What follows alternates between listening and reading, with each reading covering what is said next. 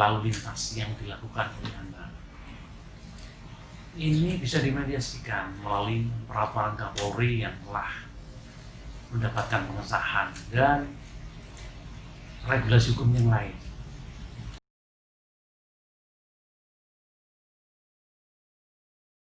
Perkenalkan, nama saya Rahmat Hakim.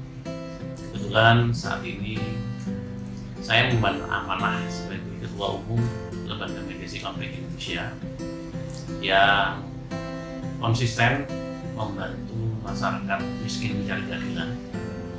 Dan di sisi lain, selain kami sebagai seorang praktisi akademisi, kami juga mengkomandani sebuah lembaga bantuan hukum yang saat ini sedang cukup marak di Kota Malang, yaitu LBH Sabilillah.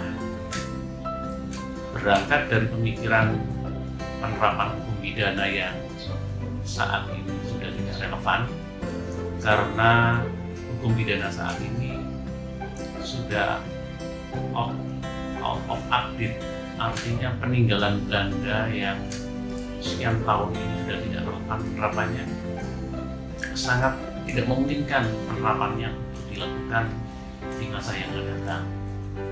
Dan seringkali pemidanaan dengan sekolah prosesnya mulai dari tingkat penyelidikan, penyidikan, yang penuntutan, putusan tersebut tidak mencerminkan rasa keadilan bagi para pencari keadilan.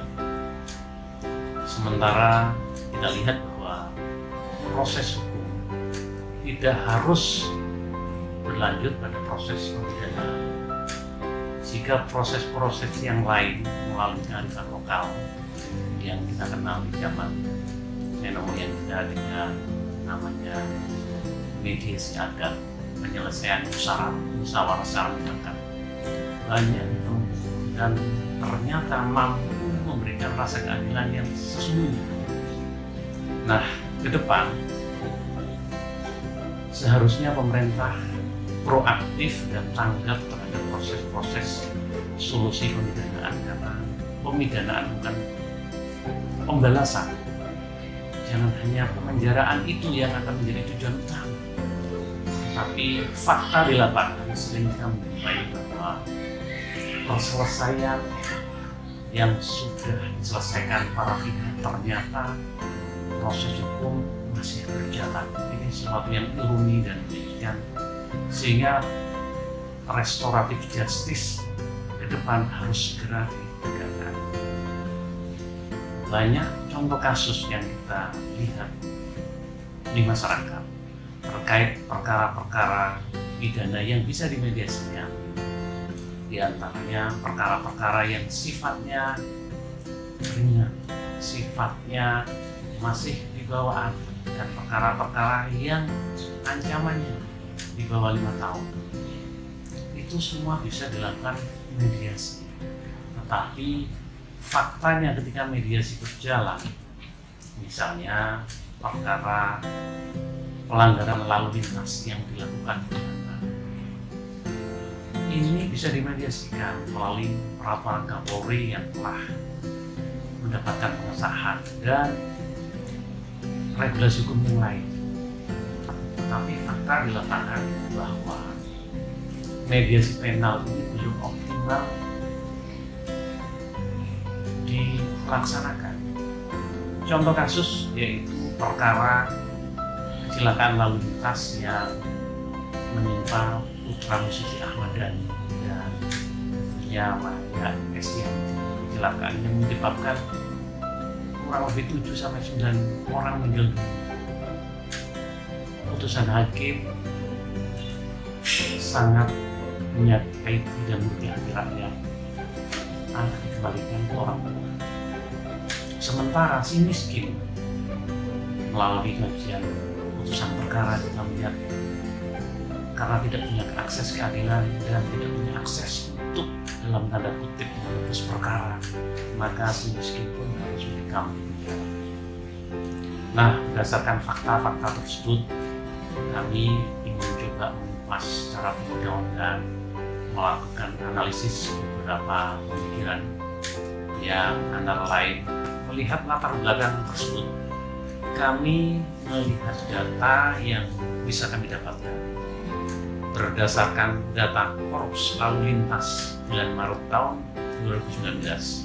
Secara nasional ternyata terdapat 27.000 sampai dengan 30.000 meninggal dunia akibat kecelakaan lalu lintas di jalan. 24% ternyata pelakunya adalah anak. Dan berdasarkan Global Status Report on the Road Safety 2013, Indonesia menempati 5 kecelakaan tertinggi. Nah, melihat kondisi tersebut tentu sangat ironi dan menyedihkan. Dan latar belakang inilah kami mencoba secara teoritis bahwa pemikiran mediasi penal tidak lepas dari perkembangan ide restoratif justice sebagai salah satu ide pembaruan hukum pidana, penal reform. Karena konsep mediasi penal pada dasarnya merupakan salah satu sarana dalam mewujudkan pelaksanaan konsep restoratif justice dalam penyelesaian pelanggaran yang dilakukan pidana. Tentu kita harus melihat dari aspek yuridis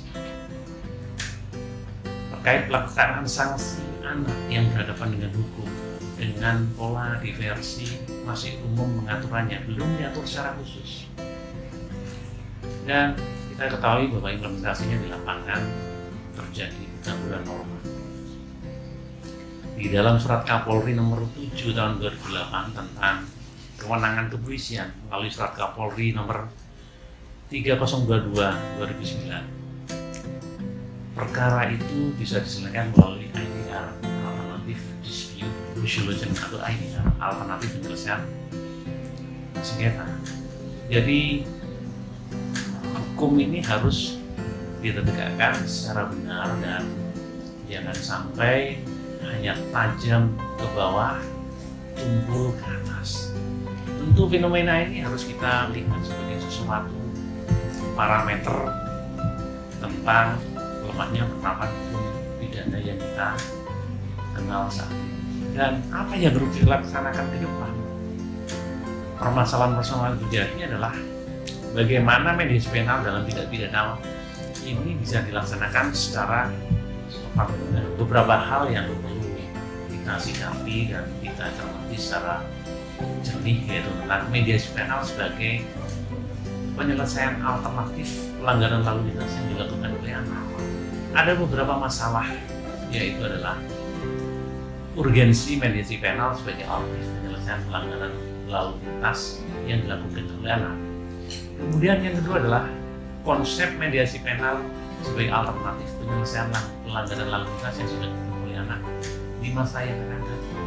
Tentu kalau kita berbicara konsep saat ini seperti apa, kendalanya bagaimana, ke depan harus seperti apa, nah ini harus benar-benar dan sungguh-sungguh kita gali. Dan dari temuan di masyarakat bahwa kita tahu bahwa mediasi penal landasan hukumnya saat ini belum diatur.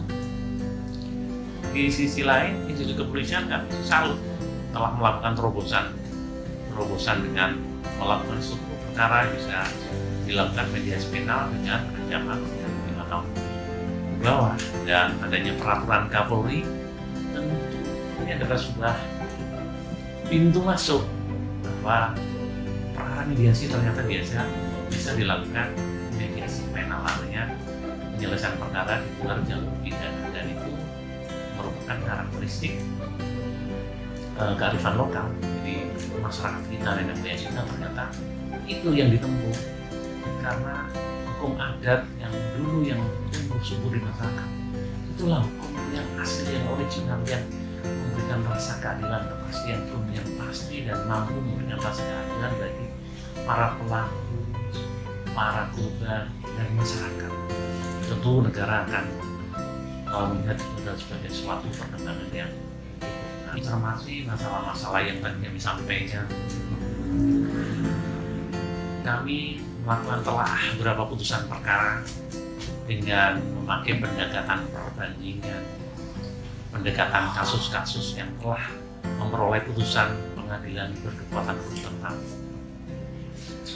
bahwa saat ini peran mediasi telah banyak dilakukan di negara-negara yang maju peradaban perkembangan hukumnya. Karena dengan penerapan mediasi penal yang tepat akan berdampak pada pemulihan pelaku dan korban. Dan hal tersebut sangat menguntungkan bagi para pihak yang berperkara.